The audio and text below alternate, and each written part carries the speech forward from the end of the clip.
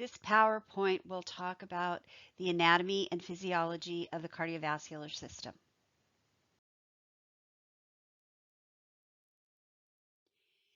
We'll do an overview of the cardiovascular system, talk about structures of the heart, actions of the heart, the cardiac cycle, what is an ejection fraction, the functions of the vascular system, and also the effects of aging. If you recall, we've talked a lot about age-related changes, and these are especially important when it comes to the cardiovascular system.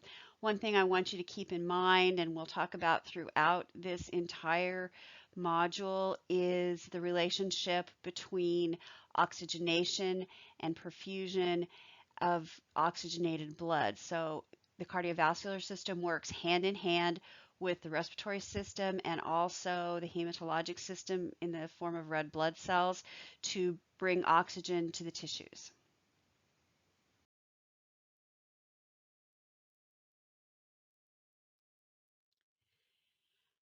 The heart is located in the mediastinum in the thoracic cavity, and this shows its relationship with the lung in terms of flow, not necessarily in terms of how the anatomy really sits.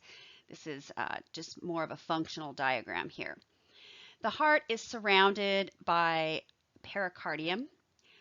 It's got two layers, a visceral and a parietal, just exactly like the lungs, and there's fluid in the middle, just exactly like the lungs, and that prevents friction as the muscle moves, as the heart muscle contracts. Myocardium is muscle. That's what your heart's made of. It's just a big, huge muscle. It has four chambers, and this is lined with endocardium, which is a very smooth epithelium. And this is to prevent clotting. If you recall the clotting cascade, anytime you have an injury to a platelet or the platelet catches on anything, that will start the cascade, and you don't want clotting. And so you need to make sure blood can flow through smooth vasculature. So the epithelium also covers the valves and lines the blood vessels. Speaking of valves, we have four valves. There are bicuspid and tricuspid valves, which are your AV valves, the valves between your atria and your ventricles. And then there are semilunar valves, which are your pulmonary and your aortic valves. Those are valves open with a relationship. It's all about pressure and flow. So if you build up enough pressure, those valves will open, and then they will remain open until the pressure differential equalizes, and then they'll close again. You have four chambers of your heart. Oh, and the valves should be one way. Often they're not, and we'll talk about that in another presentation about valvular heart disease, but these valves should be one way. The blood should move from the atria to the ventricles and then out of the ventricles into whatever vessel, either the pulmonary artery or the aorta. They should not move back, or the blood should not move back. So the chambers of your heart, four chambers, atria, ventricle, right, left. The atria are thinner walled chambers. The ventricles are very thick walled. The reason for this, the atria are very low pressure chambers. The ventricles are very high pressure chambers. Remember, this is all about pressure and flow. The ventricles eject the blood from the heart, and so those walls are thick, strong muscle to do that. The chambers are separated by a septum in the middle, and coronary blood flow is important because again, pressure and flow, you've got to know where is the blood going, and where the blood is going and where it is not going, or where it's backing up, can lead to whatever signs and symptoms you're seeing of whatever disease process you have going on. So you start with blood coming from the superior and the inferior vena cava. That's sort of in the middle of your diagram there. And it flows into the RA. It flows passively into the RA. In fact, it just kind of gets dumped in there. And when enough pressure builds up in the right atrium, that tricuspid valve opens and the blood rushes into the right ventricle. Again, when the pressure differential has diminished enough, you get a little bit of an atrial contraction or an atrial kick. Decreases the rest of the volume in the atria, puts that into the ventricle. The valves close, and they close in response to ventricular contraction. The right ventricle contracts. That opens the pulmonary valve and shoots the blood out into the pulmonary artery. Remember, the right ventricle and right atrium and the pulmonary vasculature are much lower pressure systems than the left. And so it doesn't take a whole lot of pressure, or shouldn't take a whole lot of pressure, for that right ventricle to get that blood out into the pulmonary artery. You'll notice in your diagram that blood is blue, meaning it is still venous blood. The pulmonary artery is the only artery in your body that will carry venous blood. That goes out into the lungs, uh, perfuses into the alveoli. The oxygen and carbon dioxide are exchanged in that alveolar capillary membrane, comes back through the pulmonary vein. Notice the pulmonary vein has red blood, and that's the only vein in your body that will carry oxygenated blood. That gets dumped into the left atrium. Once the left atrium is full enough, the mitral valve will open. Blood will rush down into the left ventricle. Again, a little atrial kick. The atrial will contract a little bit. Clear the blood out of the left atrium. Once that happens, the left ventricle is full. That valve closes.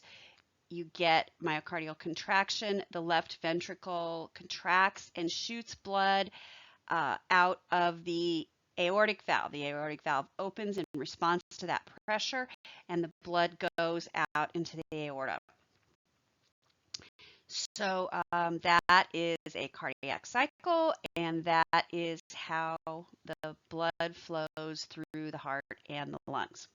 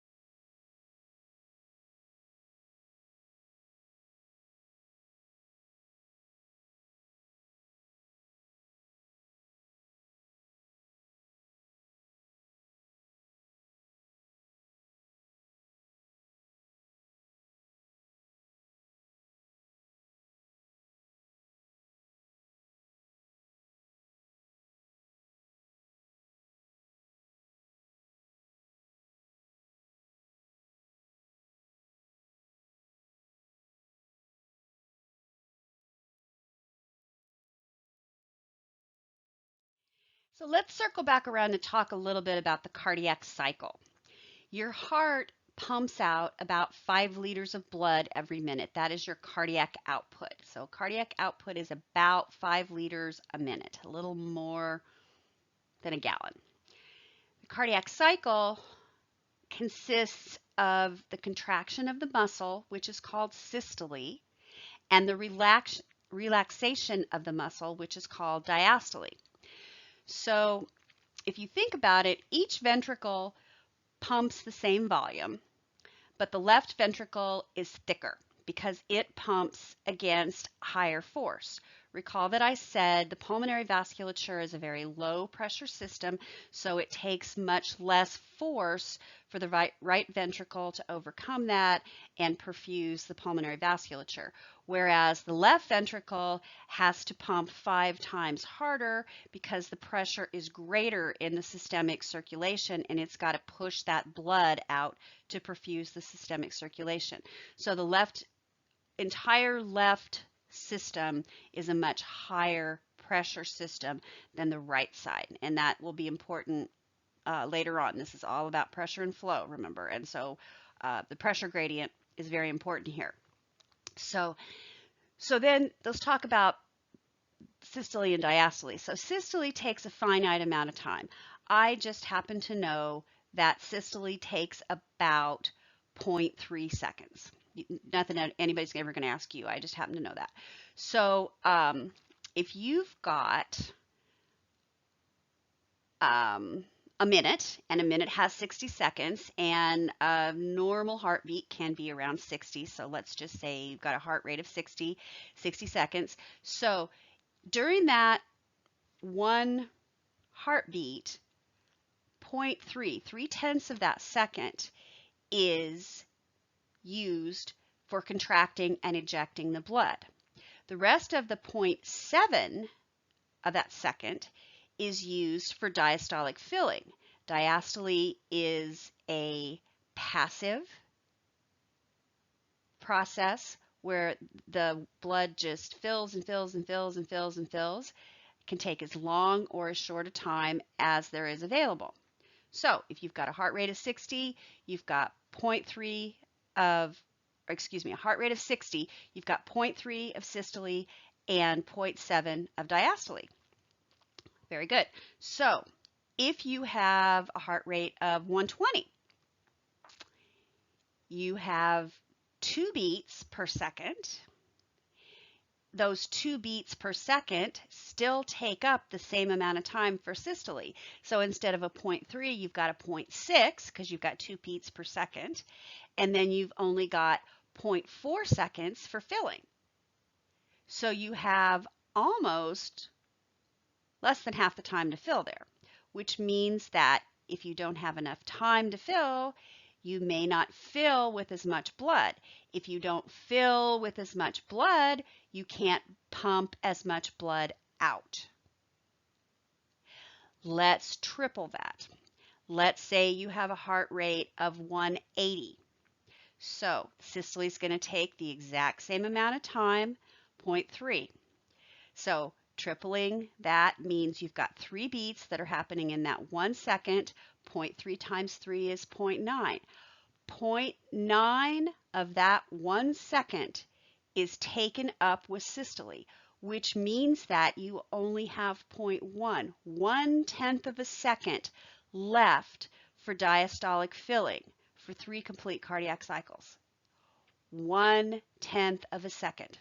How much blood is going to fill in those atria in that 1/10 of a second compared to the 7/10 of a second you had back when your heart rate was only 60? So what's going to happen to your cardiac output? Well, if your heart fills to capacity, it's going to pump out a normal amount, what it should pump out, about 5 liters of blood every minute. If you have half or a third even of the diastolic filling time available, you're going to fill with 1/2 or 1/3 of the volume, and that's going to cut your cardiac output. And this is why rapid heart rates are not sustainable. You do not have the time for diastolic filling, and your cardiac output falls, and eventually the whole thing falls apart. Um, okay, so let's go back to pressure and flow for just a minute. So as I mentioned earlier, this whole system works on pressure and flow, and the blood flow changes as the pressure change. The valves close and prevent backfilling of should prevent backfilling of the atria due to ventricular pressure on ejection. So if you've got pressure in the atria, that opens the valves between the atria and the ventricle, the bicuspid and the tricuspid. If you have pressure coming back from the ventricles, from ventricular contraction, that should close those valves, and the blood will not go back up through those valves into the atria. When you have valvular heart disease, sometimes that doesn't always work out, but in a normal situation, that pressure closes those valves and keeps them closed, keeps the atria from backfilling. That's important. So in theory, this blood travels one way and one way only. So the cardiac cycle is what produces the heart sounds. It's the closure of those valves. So S1 is the closure of the tricuspid and the bicuspid, or the tricuspid and the mitral valve, the AV valves. That's S1.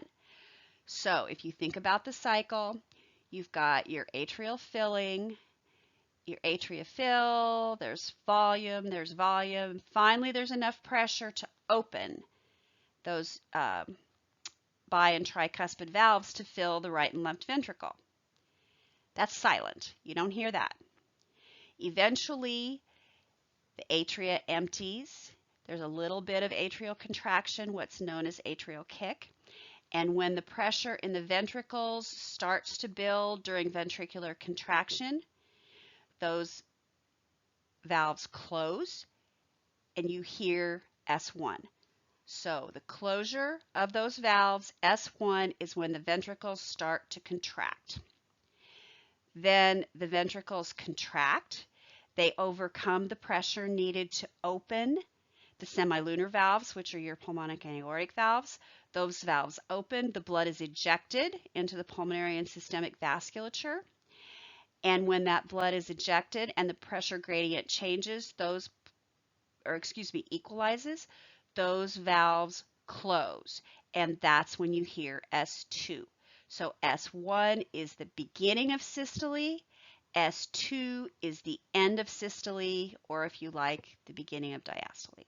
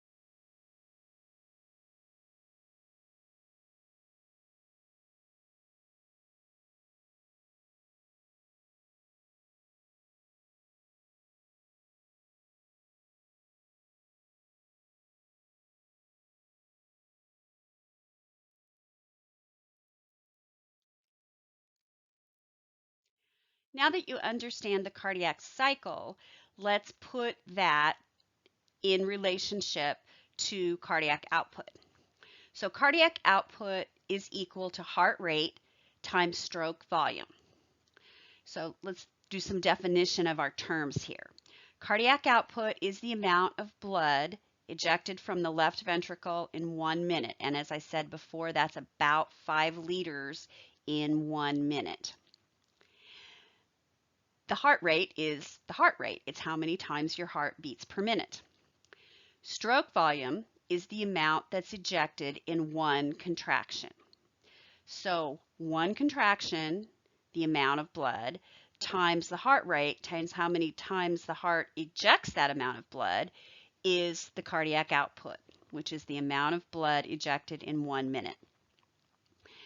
As I mentioned before, your resting cardiac output is about 5 liters. It can go up to 6 liters, so about 5 to 6 liters, but usually around 5. So, as I said before, the amount of cardiac output depends on the heart rate because you've got to have time for diastolic filling.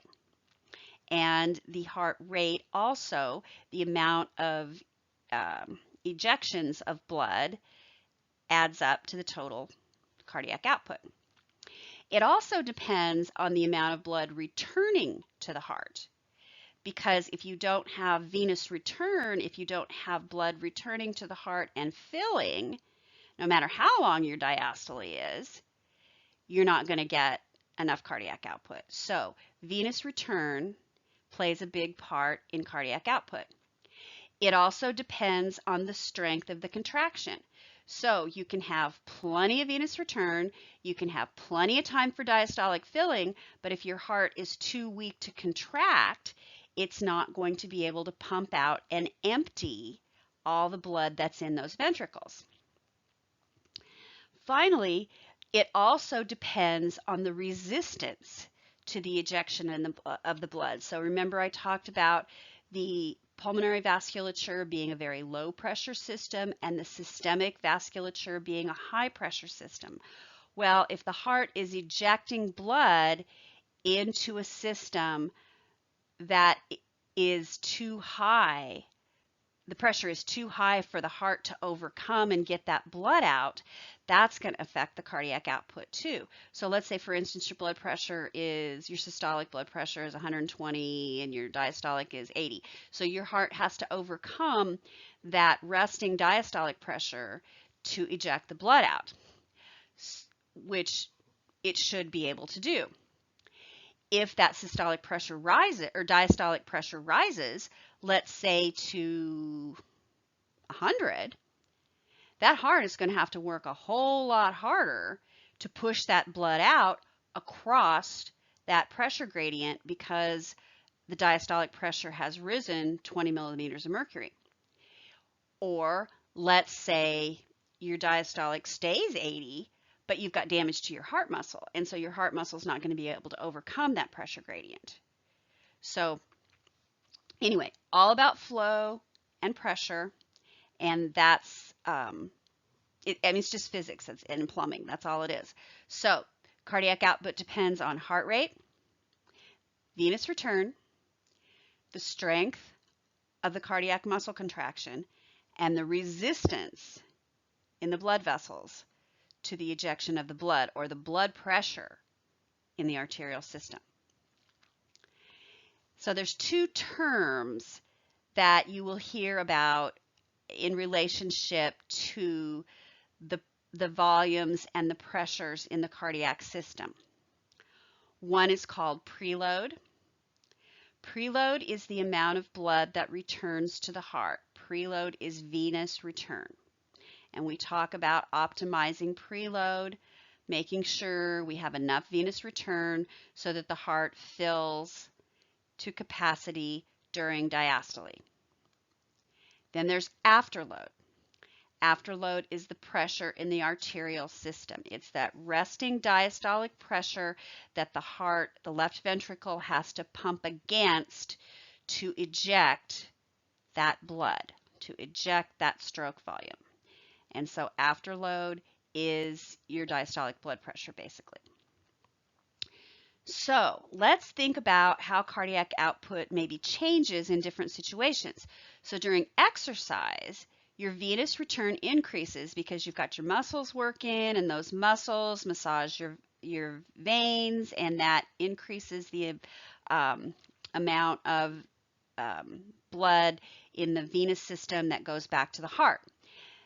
This stretches the ventricular myocardium because you've got more volume and it's stretching the myocardium as it fills during diastole. It's like sort of like a balloon. You know, you put a little bit of water in a water balloon and the balloon stretches so much, but if you put a lot of water in the water balloon, it stretches a whole lot. Same thing. When the ventricular myocardium is stretched to a certain point, it contracts more forcefully. For those of you anatomy and physiology geeks out there, you'll remember Starling's law.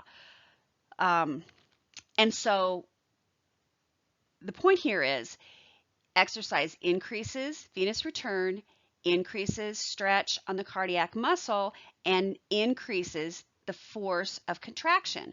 So therefore, that increases cardiac output, right? Increases the stroke volume, increases cardiac output, which you need because you're exercising.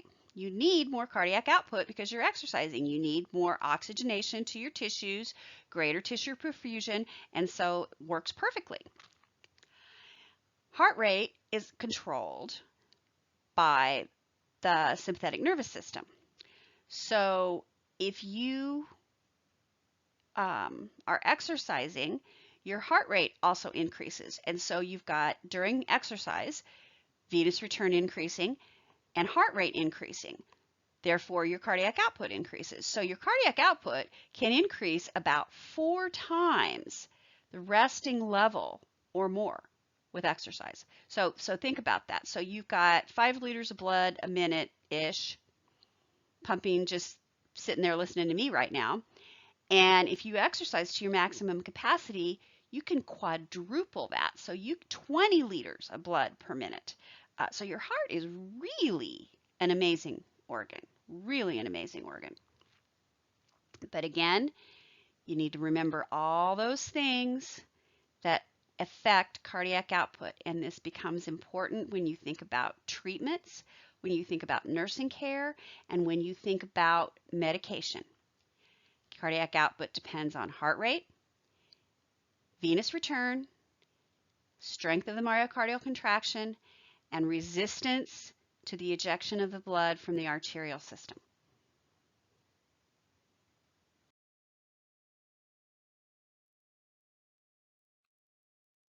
If you spend any time at all talking about echocardiograms, cardiac catheterizations, or working with people with congestive heart failure, you will hear the term ejection fraction. Ejection fraction is the percentage of blood that is ejected from the heart during systole. It is physiologically impossible for you to eject all of the blood from your ventricle. It just doesn't work that way. You can't eject 100%. So your ejection fraction will never be 100%. However, a normal ejection fraction is usually between 50 to 70%. You think, well, that's not very much, but that's pretty good. So a high functioning heart will eject greater than 70%, and I suppose most of you are in this category, sitting there listening to me. As the ejection fraction decreases with heart failure. So if you look at this little diagram I have on this slide, low functioning hearts eject 40 to 55% of their volume, which means that 45 to 60% is still left in the heart. Heart failure is defined as an ejection fraction of less than 40%. And we're going to see some people in simulation who have an ejection fraction of way less than that. So think about this. As the ejection fraction decreases, the cardiac output decreases. tissue perfusion diminishes and you don't get enough oxygenation to your tissues. So that's one consequence of a decreased ejection fraction. Another consequence, we're going back to plumbing now. A decreased ejection fraction causes a backup of blood because if you have, I'm going to go with 100 mils, this bears no relationship to reality, but 100's a nice round number. So if you've got 100 mils of blood and you are ejecting 70% of that, you've only got 30 mils left and you're working pretty efficiently. However, if you've got 100 mils of blood and you're only ejecting 30 of that, you've got 70 mils left. Where is the rest of that venous return going to go? It can't fill up because you've got leftovers. You've still got blood left in those ventricles. So blood is going to back up into the pulmonary and systemic vasculature. When you have too much blood in the pulmonary vasculature, that blood is backing up, it increases pressure, hydrostatic pressure, and that forces fluid through that alveolar capillary membrane, and you get pulmonary edema. When you have fluid backing up into the systemic venous system, it increases pressure. That increases capillary hydrostatic pressure. Fluid goes back through those capillary walls, and you get systemic edema. So that's what happens when your ejection fraction is decreased. Two things. Your tissue perfusion diminishes. You've got blood that backs up, that increases pressure in the venous system, and that causes edema, either in the pulmonary system or in the systemic system, depending on if it's the right side backing up or the left side backing up, or sometimes both sides.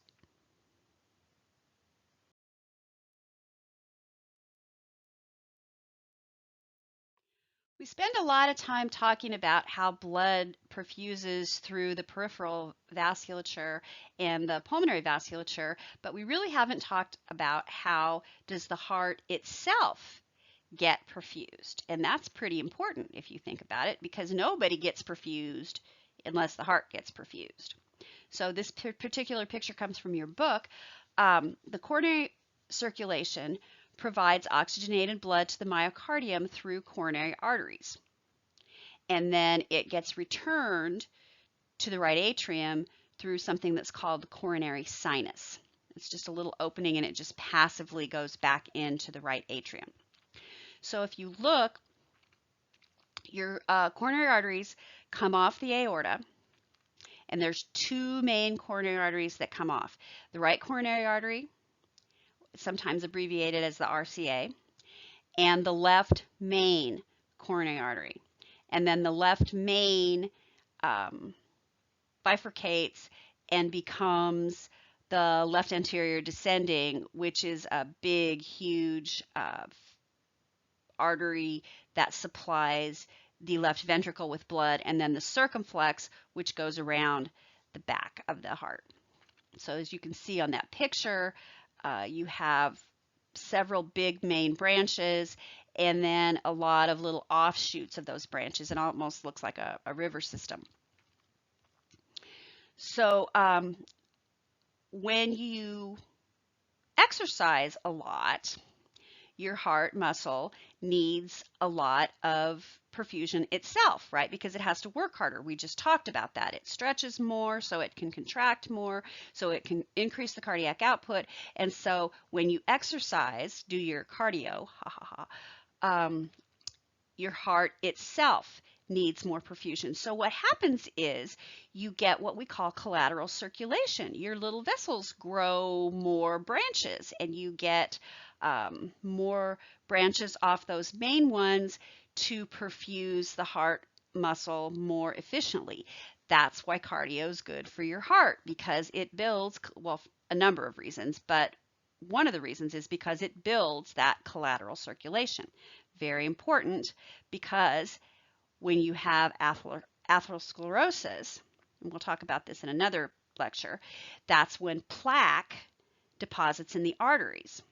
And when plaque deposits in those arteries, now also known as coronary artery disease, that can block the blood flow through those arteries and the cardiac tissue doesn't get perfused.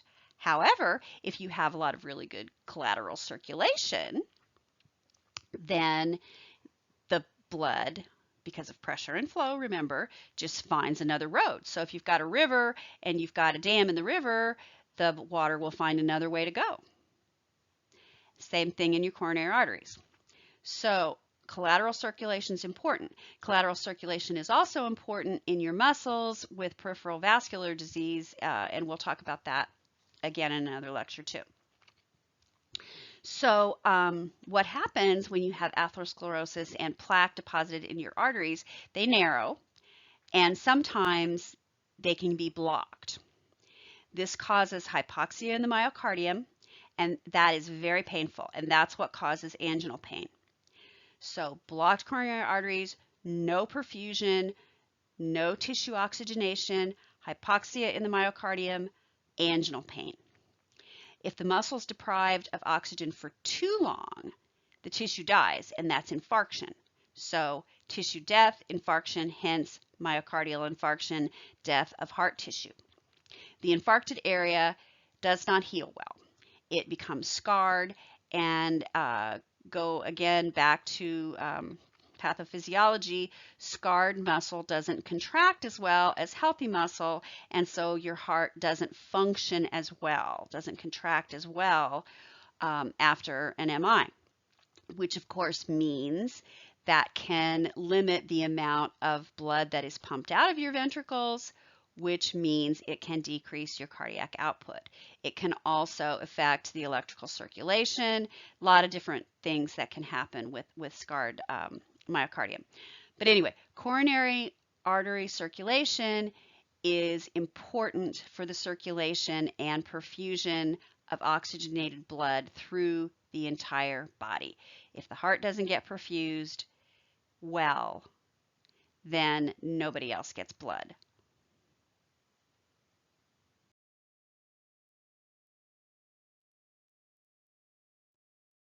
So just briefly here, this is another picture from your book, and it looks at the venous return of the heart through the coronary sinus.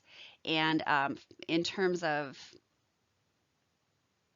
function of perfusion and that kind of, it's not nearly as important as the coronary arteries are.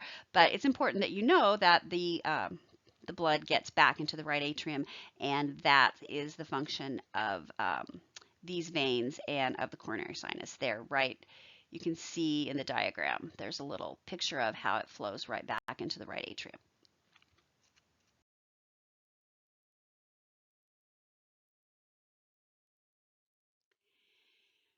Let's talk about the cardiac conduction system, because none of these ventricular contractions that we've been talking about or ejection fractions of blood or anything would happen unless you have electrical impulses to drive those muscle contractions.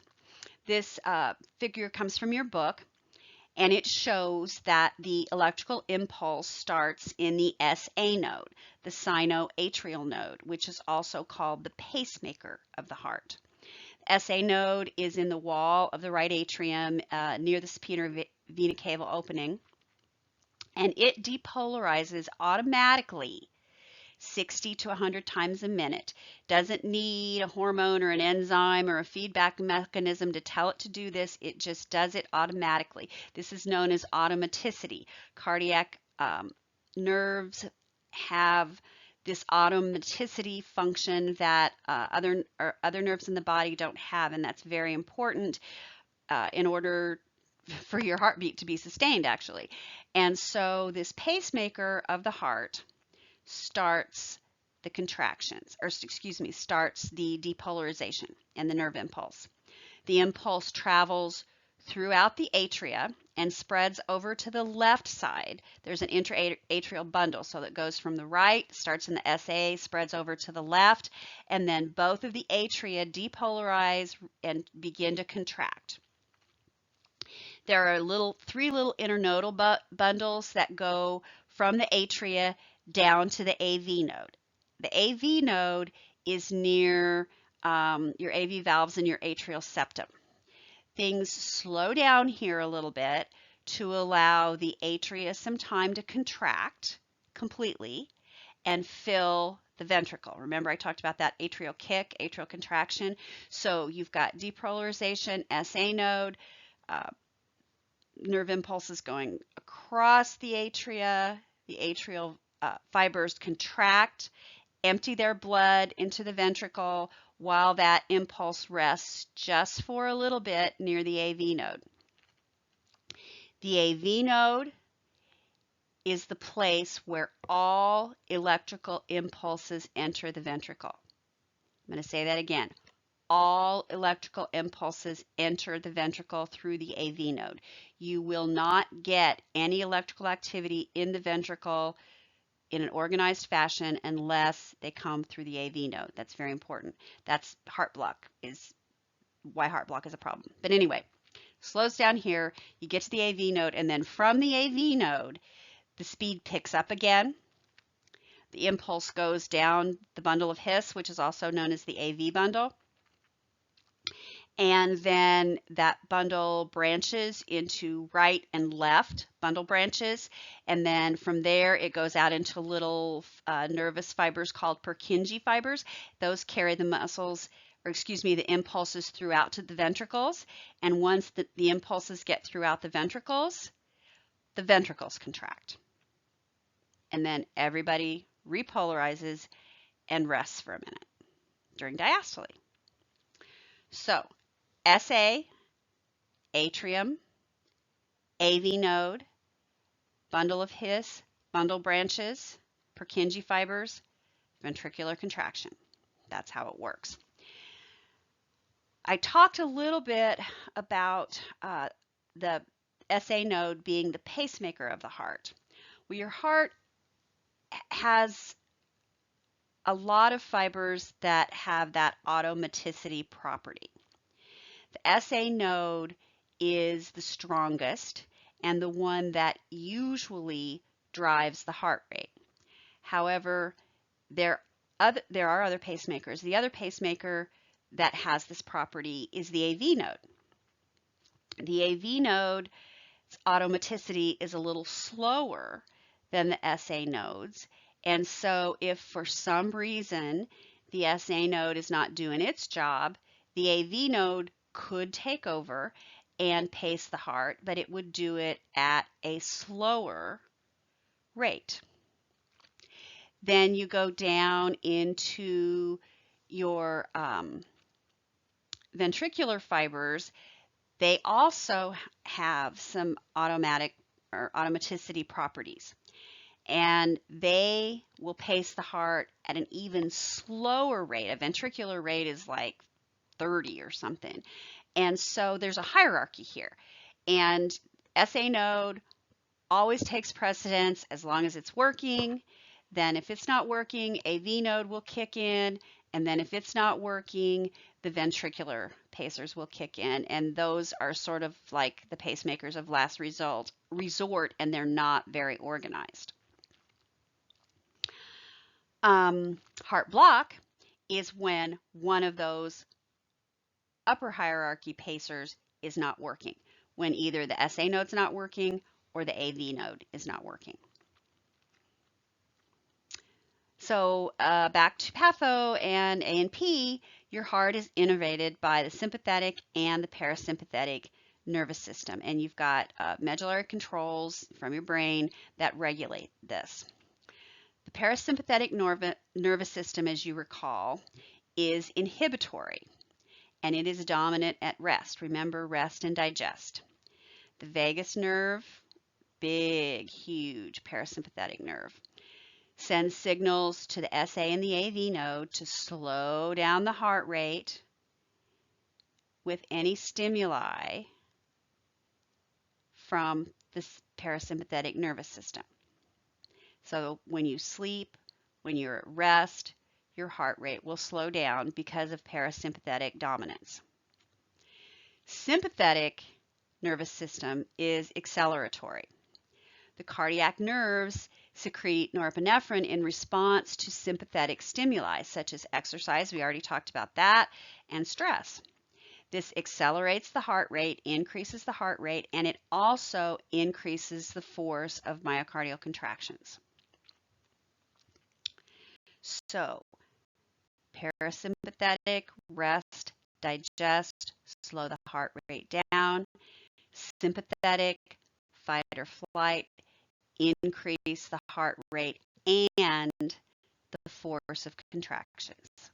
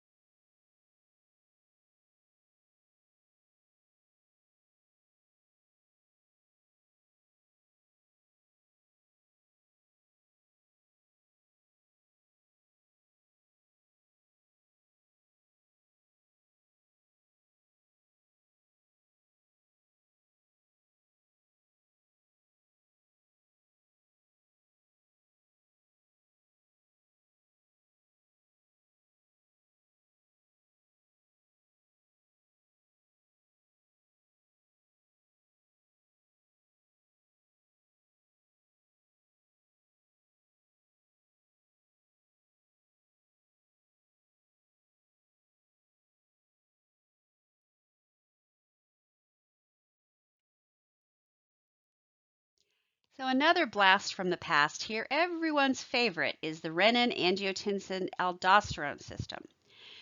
It's a really good little diagram that reviews how this works. It's from your book. I'm not going to read it to you. You've been through this before. I suggest you go through it again.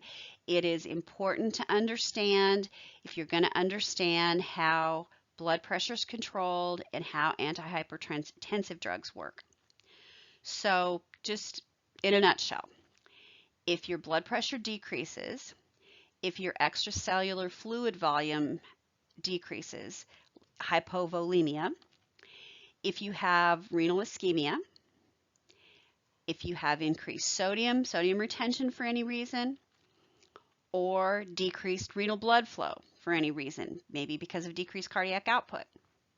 It stimulates renin to increase sodium and water reabsorption, which increases the blood volume, increases the renal blood flow, increases the blood pressure.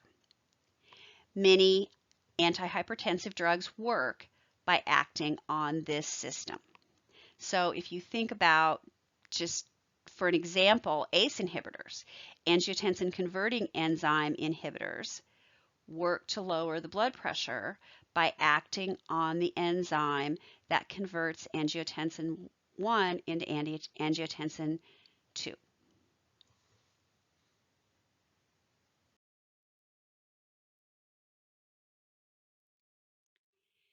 Just briefly want to talk about hormones in the heart.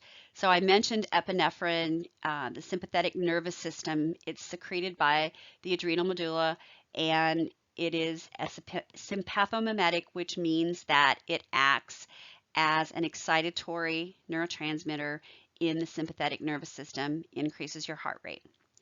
Aldosterone is another hormone secreted by the adrenal cortex. It works in the system from the previous slide, the renin-angiotensin-aldosterone system, and it regulates sodium and potassium.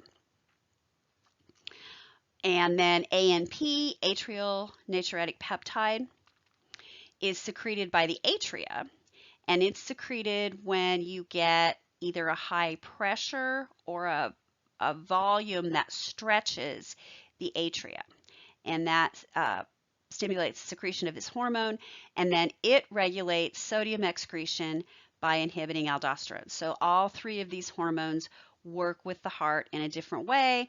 And as you might guess, there are drugs that manipulate these hormones in order to manipulate the heart.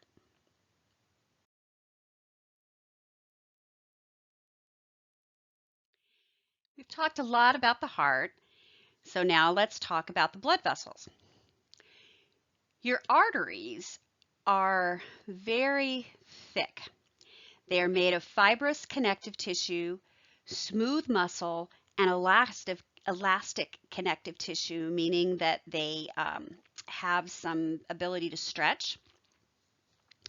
And then they also have that endothelial lining that we talked about in the heart, that smooth lining that allows for the blood vessel, or excuse me, the blood to flow unimpeded. The cells don't catch on it.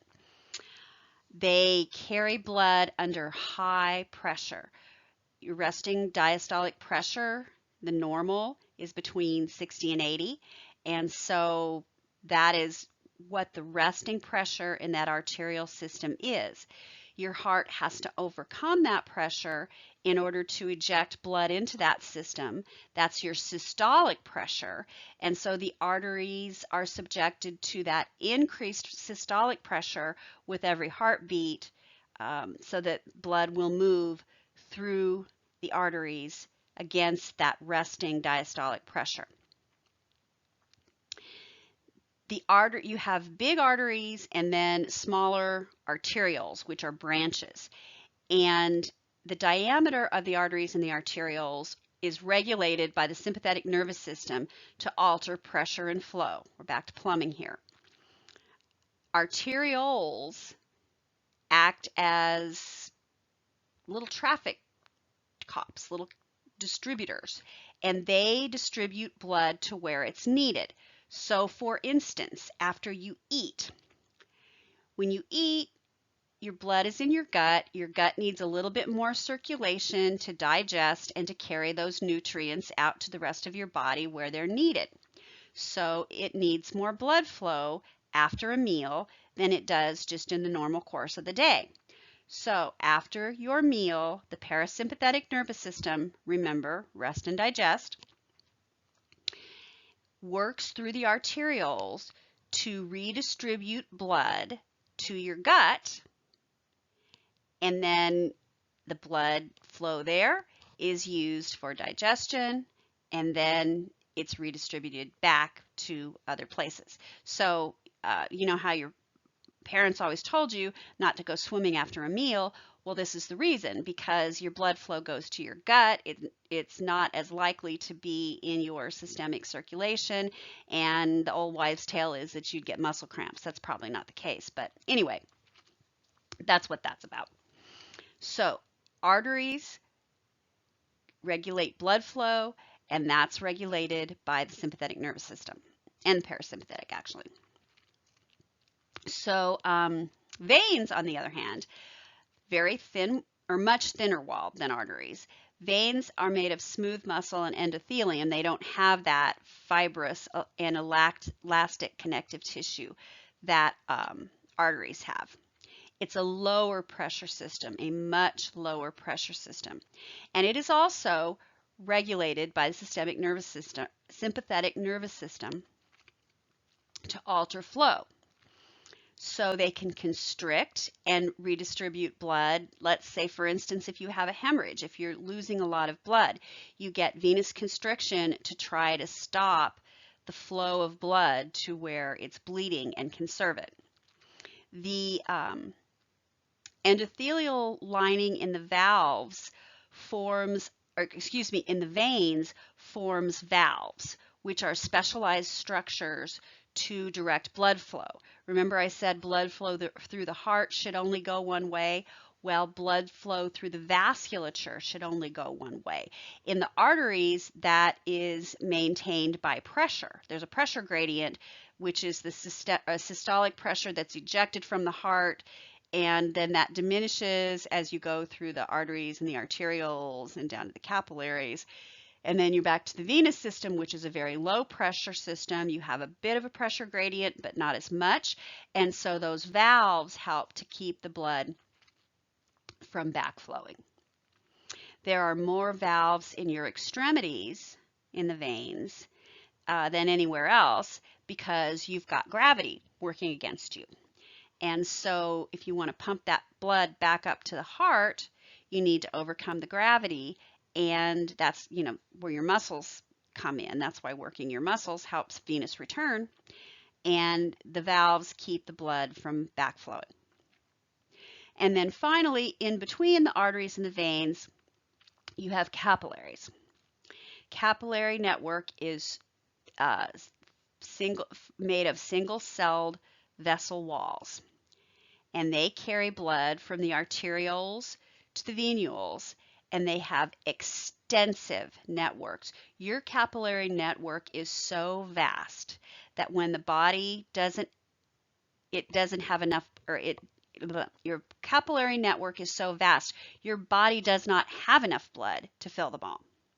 And so what happens is, just like we talked about with the arterioles and the veins, blood is shunted and distributed where it's needed most. So for instance, exercise. When your blood is needed, when you're exercising your legs, your capillary network through a series of sphincters, they're called precapillary sphincters, will route your blood based on the tissue needs of the muscles in your legs for more blood supply because you're exercising your legs.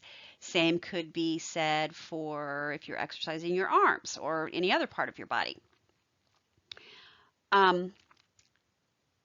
The capillaries allow for the distribution of all sorts of substances through your body through diffusion and filtration. So go back and remember, what is diffusion? Diffusion is the movement of a substance from a greater concentration to a lesser concentration. So let's say the alveolar capillaries, for instance. You've got oxygen in greater concentration in the inhaled air, and it moves through the alveolar capillaries into the blood to an area of lesser concentration. The opposite happens with carbon dioxide. It's in a greater concentration in the alveolar blood. It diffuses across the capillary membrane back into the lungs and then gets expired. This happens with electrolytes, happens with all kinds of substances. And then there's filtration. Filtration is a pressure gradient, not a concentration gradient, a pressure gradient. So there's hydrostatic pressure because of the fluid in the capillaries. Hydrostatic pressure is fluid pressure. Just by its very presence, this fluid creates pressure. If there's greater fluid pressure, the fluid moves out. If there's less less hydrostatic pressure, the fluid moves back in. So let's think about edema.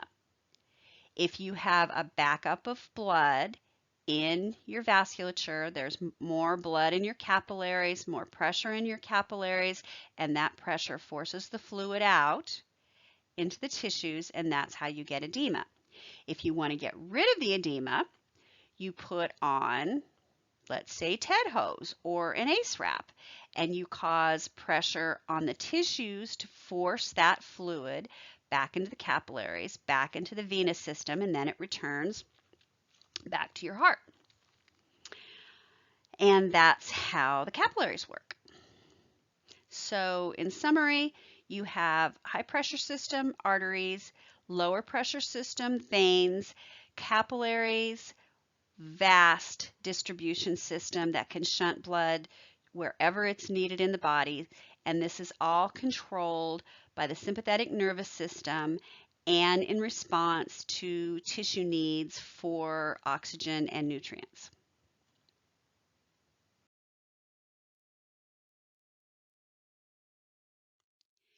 Your blood pressure is the force of blood against the walls of the vessel. And as you know, because you've taken a lot of blood pressures, it's measured in millimeters of mercury. And a good average normal blood pressure is considered 120/80. But your blood pressure really varies minute to minute in your body. It's never really just one static number. It varies based on a lot of things, and we'll talk about that at the very bottom of this slide. So your arterial blood pressure is the pressure in your systemic circulation. And there are two different pressures that we talk about. We talk about systolic pressure, which is the maximum arterial pressure during contraction of the left ventricle. So the left ventricle has to build up pressure in order to eject the blood out into the aorta. That is your systolic blood pressure.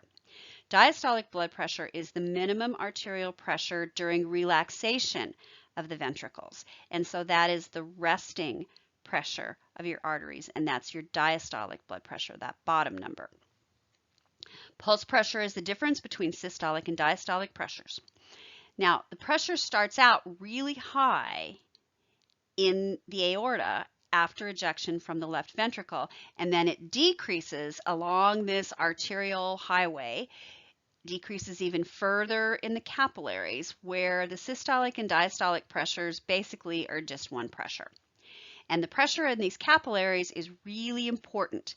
It needs to be high enough for filtration, but not too high that the capillaries rupture, because remember, they have a cell wall that is a single cell.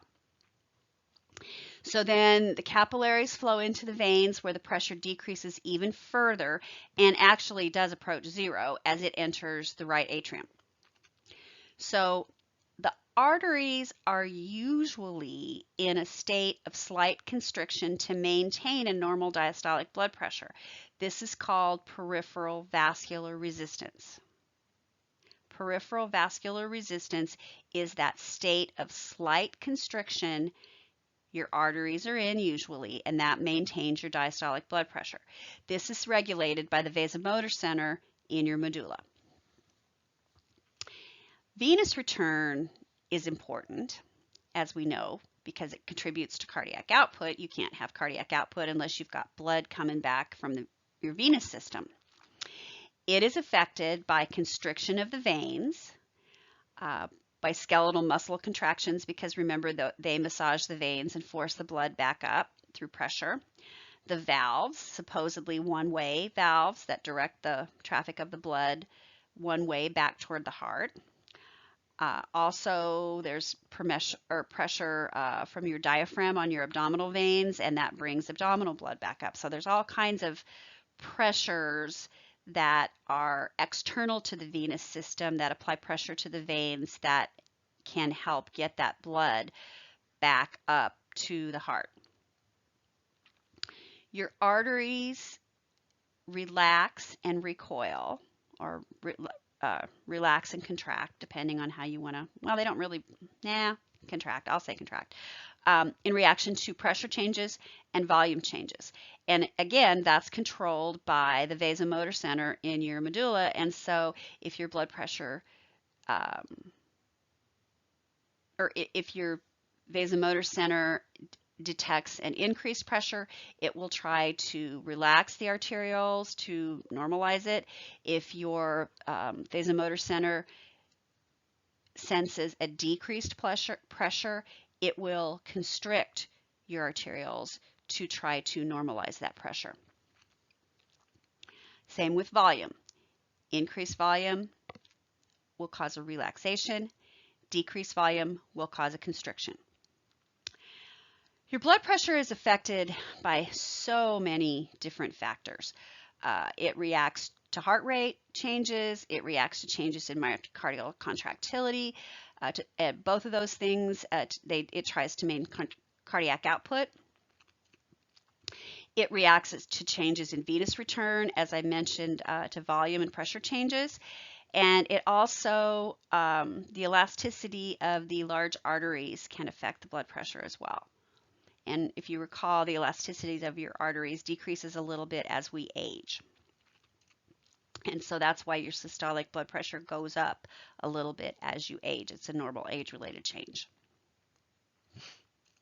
So again, blood pressure is the pressure in your arterial system.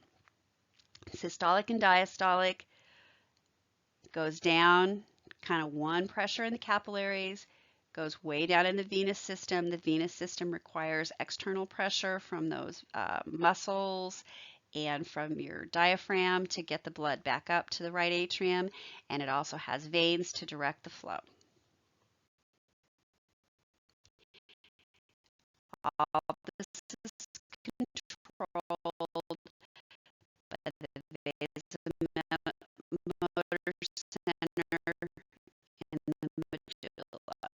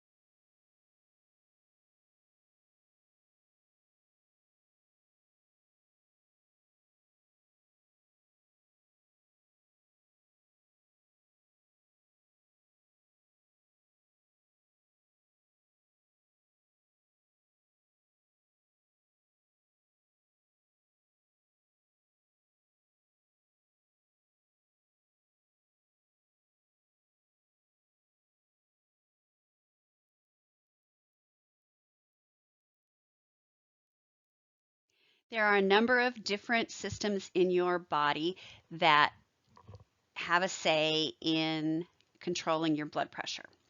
We've already talked about the renin-angiotensin system, acts to increase blood volume and peripheral vasoconstriction, and so I'll refer you back to that earlier slide, and that's through hormones.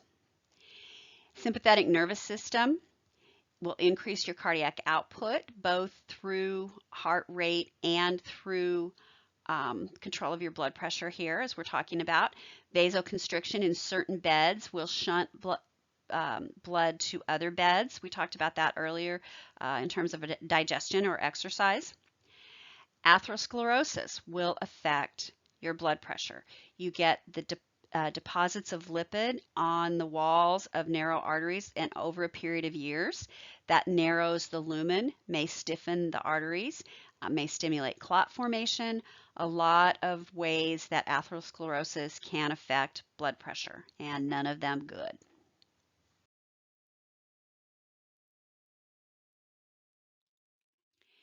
So let's give a little shout out here to women and heart disease. So the basis of what we know about heart disease and a lot of the medications that we research and develop to combat heart disease are based on studies that were done on men. The most notable study being the Framingham study, which was a study done a long time ago in the 70s on men who lived in Framingham, Massachusetts. It was a big, famous American Heart Association funded study. So, as we are well aware, women have different hormones than men. Women's bodies react differently than men. And so since then, they have done quite a bit more research on heart disease in women and paid a lot more attention to heart health in women. And preventing cardiovascular disease in women is sort of the same as men, but might be a little different. So one thing women need to do, of course, just like men, is to get regular physical exercise, at least 30 minutes worth 4 or 5 times a week. And as we talked about earlier here, that cardio here is what we're talking about because that helps build the collateral circulation and exercises that myocardium, which is, of course, a muscle. Also, and probably equally as important, is to maintain a healthy weight because it reduces the chance of type 2 diabetes. And as we'll talk about in a little bit, type 2 diabetes, metabolic syndrome, heart disease, this all goes hand in hand. These factors, physical activity and weight, play an even larger role in the prevention of heart disease in women than they do in men. They're important for men, but they play an even larger role in women. And that's why it's important as nurses that we talk to women and help them understand the importance of diet and exercise.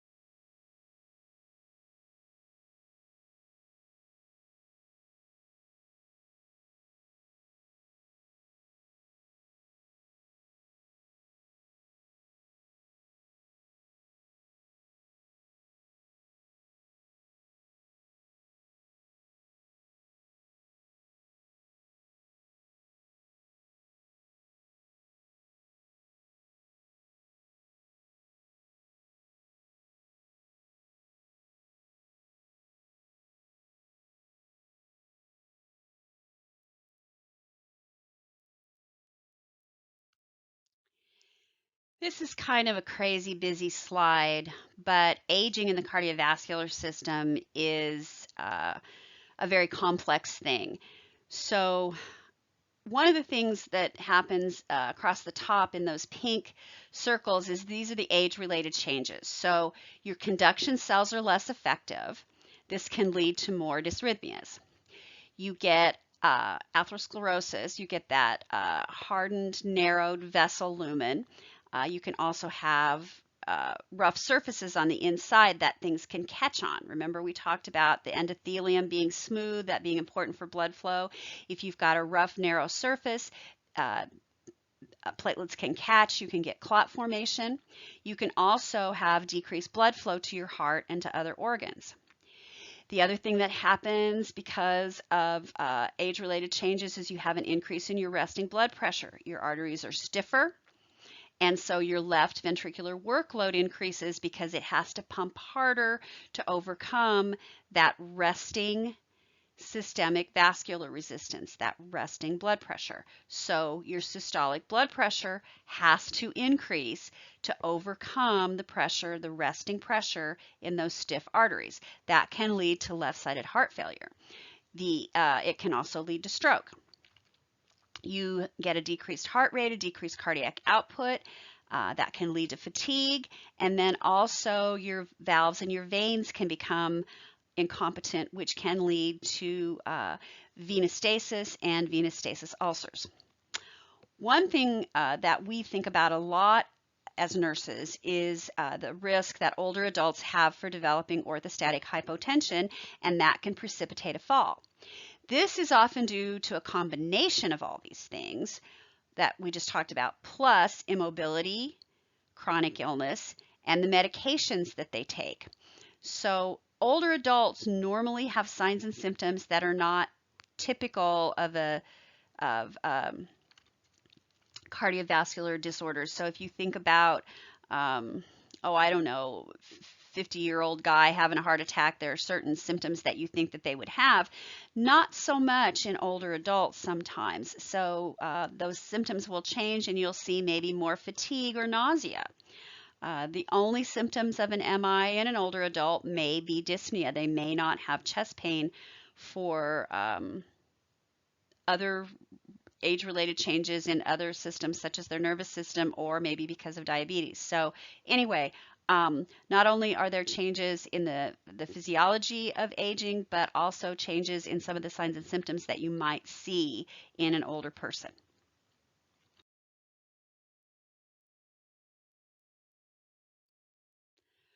We will talk a great deal in the cardiovascular module about risk factors for cardiovascular disease.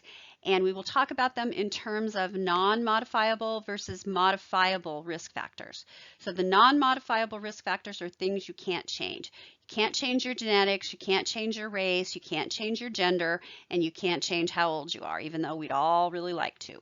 So what we need to do as nurses is help people work on those modifiable risk factors. Things like their weight, their cholesterol, help them control their hypertension, control their diabetes, quit smoking, get out there and exercise, help them with stress relief, understand they need to curb their alcohol intake, and stop using cocaines and other drugs that will affect your heart.